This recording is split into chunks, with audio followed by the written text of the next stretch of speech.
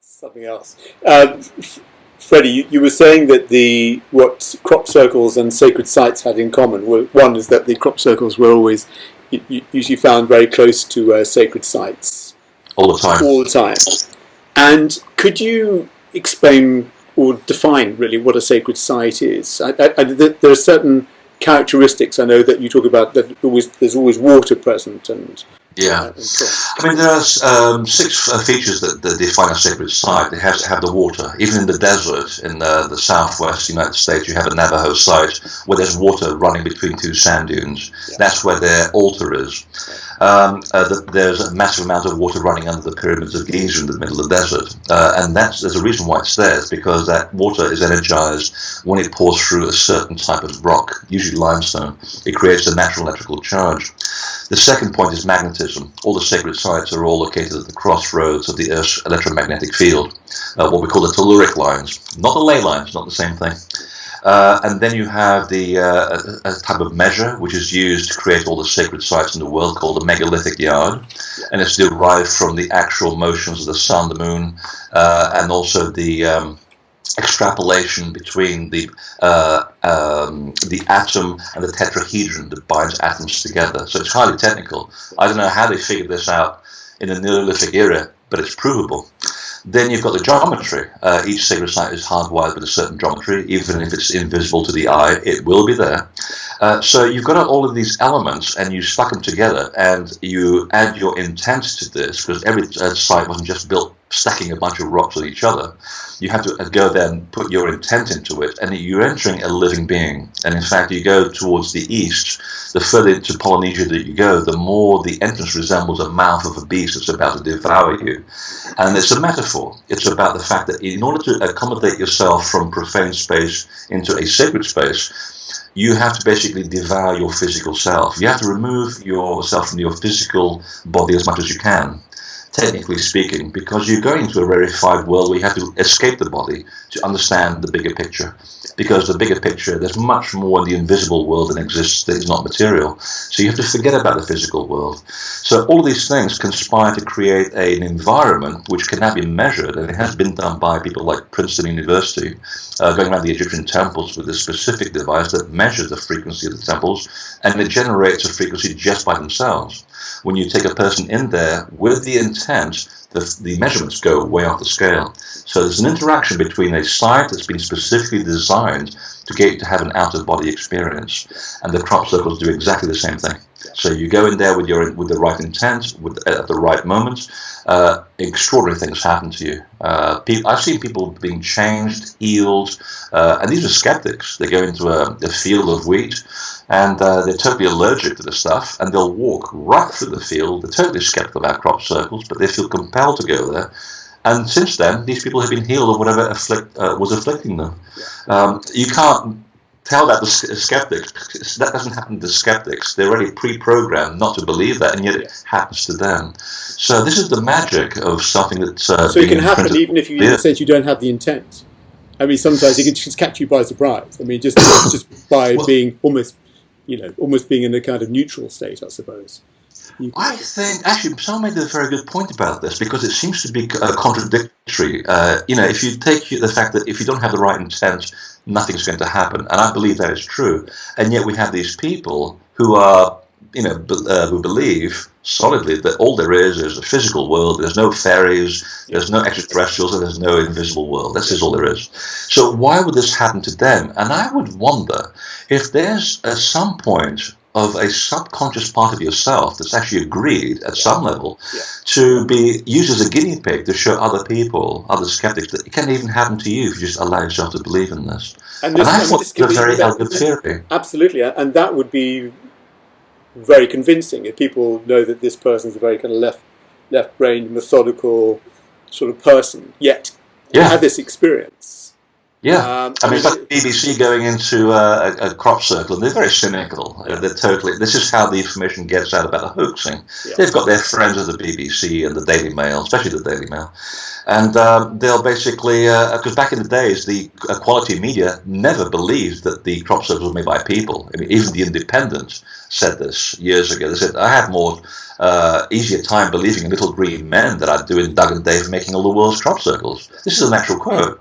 And so when you have the BBC going into a crop circle, sniggering away, we're going to film these so important people who are deluding themselves, the moment they cross the perimeter of the real crop circle, and we've made sure it was a real one we're taken to, their wonderful £20,000 cameras suddenly went, have a very agonizing array of warning lights, and it failed to work. And he said, you better bring the other camera and keep it outside the circle. And you should see the expression on their faces. And then, I mean, I can't say any more because I'm obviously contradicting a privacy agreement, but the fact is that they would then write back to me in confidential terms in email saying, I think you're onto something. Hands up. Yeah, right. yeah. £20,000, that's a pretty expensive demonstration. Could you explain how the sacred sites, I mean, you know, they're all, having read the books and heard, you know, some wonderful interviews that you've done with Regina at Gaia and so on. Oh yes. You talk about, you know, the fact that the sacred sites are all connected. Yeah. Anyway, and is that through the water? Presumably, is that through the how are they connected? Several ways.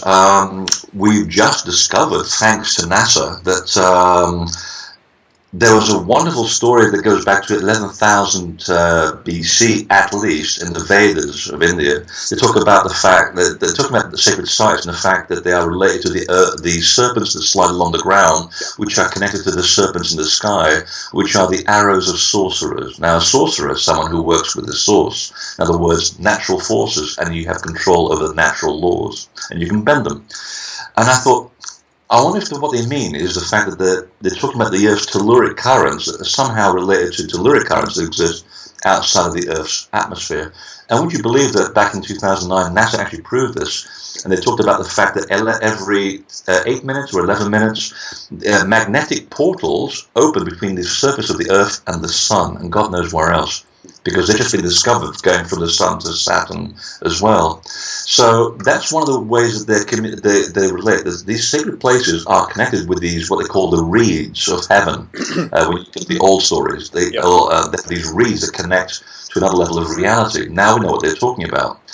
They're connected terrestrially by the fact that they're all sitting on the Earth's electromagnetic grid. So like you and I have arteries and blood vessels, and we have puncture points where, you know, for example, in Chinese medicine, they know where to hit the exact node to get problems to move. Yeah. The Earth has the meridians. The Earth has exactly the same process because we are a mirror image of the Earth. Yeah. We have the same geometry in our DNA as the Earth has its own geometry as well. Yeah. So they're connected terrestrially along these invisible lines of force.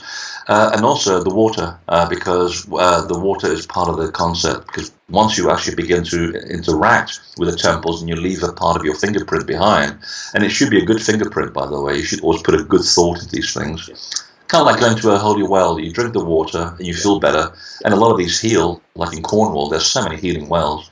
Doctors in London used to send them only 100 years ago, sending people from London all the way to Cornwall to get better. So obviously it worked.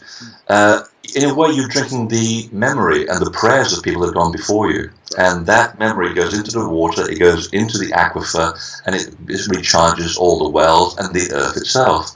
That's why the old people had a connection with the earth, and they want to maintain that connection.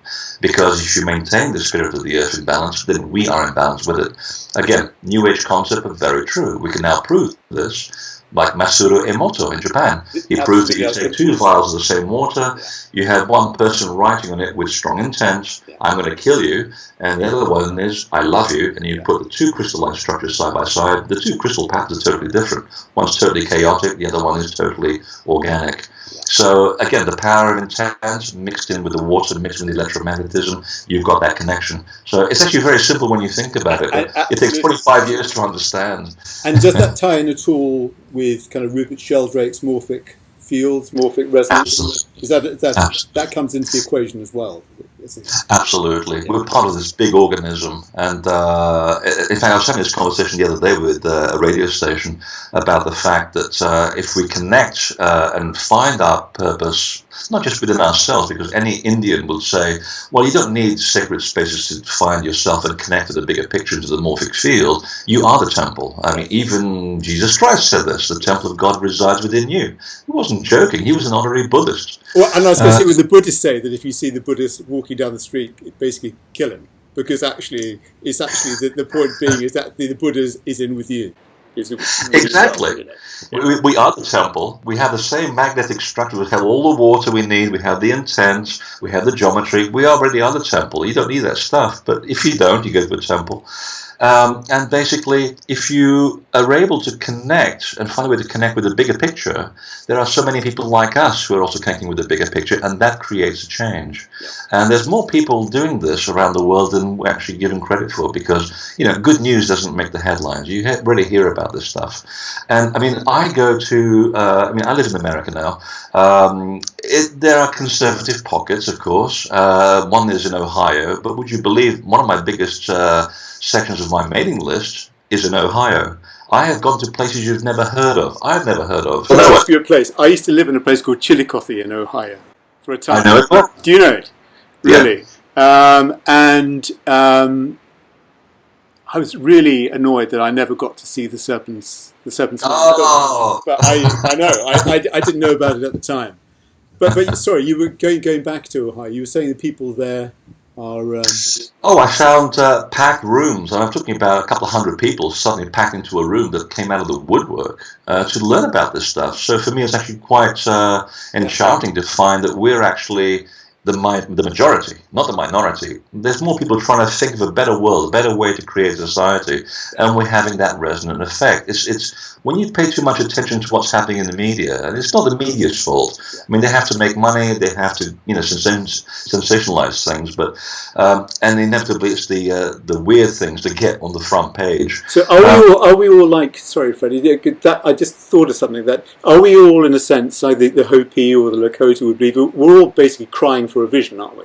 We all want to partake in something. Yeah. That some of us don't know quite how to go about it, and it requires a lot of courage to open yourself up and take that first step to visit to undertake this journey. I mean, you would know more than anybody, but it's really interesting to hear that you can go to a back pocket in Ohio and find people who obviously surprised you to an extent, that a lot of people actually are resonating to this message. Oh, absolutely. And it shows that that more people like us who are coming up with the same vision, and we're able to actually have a change. In fact, I'm actually quite confident that we're having so much chaos right now in the world because it shows that we're actually having an effect, because it shows that the old order is afraid. They're afraid they're going to lose their livelihoods, their power base. This is why there's so much reaction going on now from the ultra-right. Yes. We're seeing an effect, cause and effect, caused by more people shining the light on things, and it creates a knee-jerk reaction. And we're going to have to go through this. That's how physics works, by the way. In order to go from one level of order to another level of order, you have to have chaos in between the two. But, and any physicist will know this, the greater the amount of chaos, the greater the potential jump to another level of order. Yes. So if we're now hearing about horrors being committed in the Middle East, and people pouring acid on people's faces in London and so forth, it happens all the time. It's happened throughout history all the time. This is not new. Yeah. But the fact is, you're seeing these breakdowns in civilization, and it's actually a sign that we're actually about to have enough in order to be able to make the jump to another level of reality. It's actually quite a positive step in the right direction. And if we're living in quiet times, I'd be worried we weren't doing our job properly. Yes. I mean, do you see from that perspective, and do you see that somebody like Trump is basically just is just a manifestation of everyone's shadow anyway. So he's actually doing a service really, because he's offering us something. So we can define what we don't want, and you know what I mean. And it gives us permission almost to look for alternatives. We define ourselves by what we don't want to be in a way. And that creates and that's how humans usually are, unfortunately. I mean, humans change in glacial terms. I mean, it takes I mean, it's like you and I saying, okay, the council comes around and they're going to force you out of your house because they have to knock down your house because they're going to build a road. Yeah. I mean, you hold to that reality with tenaciousness. You want to protect your turf. You don't want things to change. We like our constants. Yeah. So in order to get humans to move to another level of reality, it takes a long time to happen. And sometimes you need to shock people into doing things. Sometimes you have to have, 30,000 people. I'm not talking about a bigger picture here. And removing your emotion from the event, which is very difficult. 35,000 people suddenly die in a tidal wave in Indonesia. It's horrible. There's loss of life. Now, if you could just step back a little bit and see the big picture, what happened? If you accept the fact that we come here with a purpose, and some of us come here to be leaders, some come here to be victims, some come here to show others how not to do things, then you accept that 35,000 people at some level would have given up their life to show others something bigger. And the bigger thing that happened was all these governments promoted the idea that we're going to give Indonesia billions of money in aid.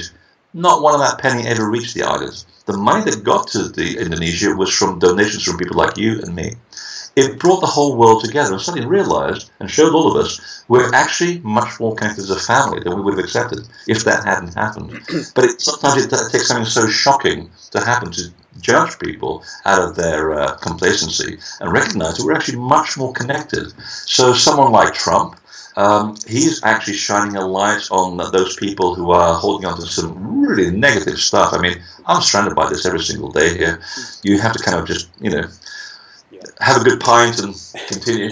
But you know what? In about 3 months from now, I can almost put money on the fact that the people who've been supporting him have realized they've been duped, and they're very angry people, and it's going to create a big backlash. Yeah. It's going to get really ugly, and that will help wake people up to the fact that, wait a minute, there were these people over here that were telling us another way of doing things, which is actually, now that we see what's happened here, is much better. And they'll probably gravitate towards that center. So sometimes that has to happen in order to get people to move forward. It's just the way things are historically with the human race. Yes. I would prefer the gentler way, but sometimes there's a group of people that just need to be hit over the head a little bit to get them to move. I mean, what would be wonderful? We can have a field day with this.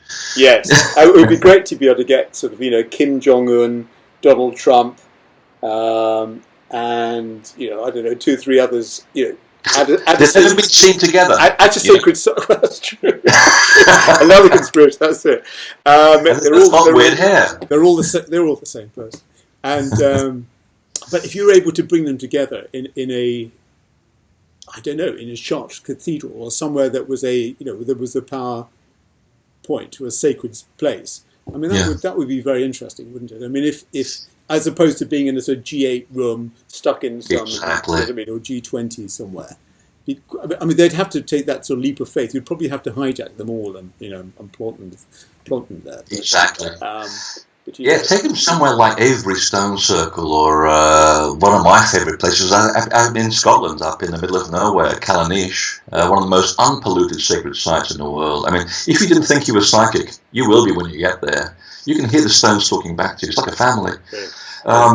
I would put them somewhere that is so clear, so clean.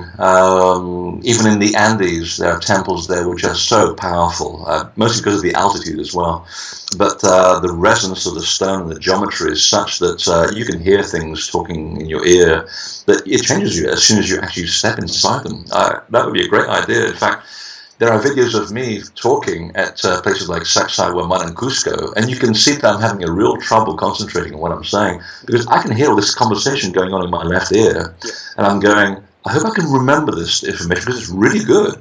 And I'm trying to do a talk at the same time. And then once we finish, I take out my little book and I write information down. I think, this is interesting. And then I do the research and find out what I just heard is absolutely true. I can back that up now. Yeah. So that's how these places do work. They're very magical. The other, I mean, I suppose this ties in also, Freddie, with the ring stones in South Africa with Michael Tellinger and so on, isn't it? Oh yeah. This is I lived here the other day. Did you really? Yeah, from South Africa. It shows up in Maine, of all places. You're kidding? Oh wow! And that starts pulling all this together too, isn't it? For the sacred sites that we're bringing sound into this again, aren't we? That sound seems to be an ingredient. We have a big history in Northern Europe, England and Northern France, for example, of the fairy mounds, or the giant's graves, as we call them, long barrows, they call them in England. Huge association with sound. In fact, one of the first things that you do when you approach a sacred site properly is to check yourself, make sure you leave all your mental garbage at the door. You don't want to take your negativity in there because you can't pollute the place. And you walk around a few times, just either humming, singing, or doing something with sound, some bells, anything, just to energize the spirit of the place. And I always wanted to find out what it was all about. And it turns out that the Egyptians used to do the same thing in their temples too. Oh, really? The priests used to go into each room of the temples, 5,000, 8,000 years ago, and they used to sing and hum tunes into each portion of the temple as though they were waking a person from slumber. It turns out, now that we have the mechanism which to measure this mumbo-jumbo with, is that actually, just before sunrise, the frequency of electromagnetism coming out of the sun on the horizon, it's at its highest. It's also the same moment when plants are also at their most receptive state. Right. And knowing now what we know about the organic nature of the temples, it's actually the frequency of the temples is at a point, excuse me, just before the sun crosses the perimeter of the horizon, which is actually a hieroglyph in Egypt.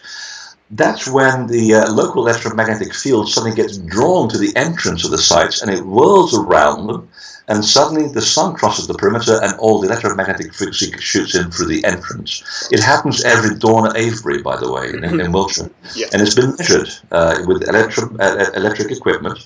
The energy goes in sometimes twice the level of the local frequency. So you're sitting there and you're getting this woof of energy behind you, and the site literally awakens from a slumber. So the Egyptians were correct. I mean, you put in your energy and your voice, you're giving it an intent, and you basically ally with the energy of place, which is by its design and its geometry, it too is designed to certain sonic frequencies. So Chartres Cathedral is a great example. The walls, the relationship of the pillars are done just so to create certain mathematical formulae which generate musical notation and to create a certain effect in the viewer. And people have found, I think it was the Russians who did this years ago, they put people in the Gothic cathedrals when they were very quiet, and they measured their brainwave frequencies, and they said, let's put some Gregorian music in the building, because that was the kind of pop music that was used back then, specifically for the buildings. And they found that when you put Gregorian chant into the Gothic cathedrals, and you put a person upright in the nave, your brainwaves go 4,000% above normal waking state. That's what's called a hallucinatory experience, or if you want to put it in religious terms, connecting with the mind of God. So these people knew exactly what they were doing. So if we were to try and create sort of world peace in one evening, you'd bring together some of these world leaders, put them in Chartres Cathedral, and have that wonderful Ravi Shankar story that you talked about before. I mean, just that, it's the same thing, isn't it? It's the same principle, I suppose, isn't it? It's sacred music, sacred tones, sacred sounds, exactly, and has the same effect as you were talking about with. And what's the first phrase that happens in every single religious text around the world? In the beginning, there was the Word, and the Word created the universe. In fact, the Egyptians actually never differentiated sound from light.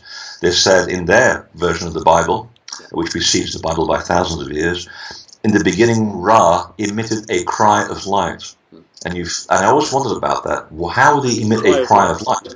Unless the two are simultaneous. Well, of course they are. That's our perception, because we are limited beings in physical. We separate light and sound. Well, in a laboratory in Princeton, they said, actually, that's not quite true. If you take audible sound and you put it into a certain tube, and you ramp it exactly 40 octaves above the human hearing range, that sound generates something called sonoluminescence. They actually get a flash of light. So the Egyptians were right. Creation is based on the simultaneous effect of sound and light. The two are not separate. Yeah, that's pretty cool. It's just amazing, isn't it? One question I had from a friend of mine. She wanted to know because I put out the word that I was going to be interviewing you. Is it possible to create your own sort of sacred space?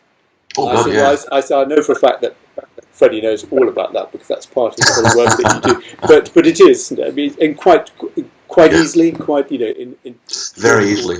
Yeah, I actually asked the same question years ago, and after going to so many of the sites and sitting there quietly and letting talking back to you, it's amazing how much you can pick up. And I thought, what if you can't get to the site? What if?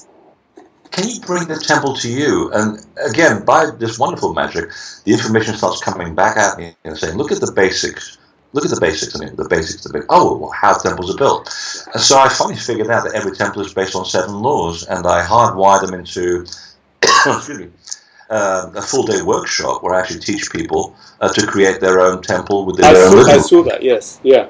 It's the one-day temple workshop.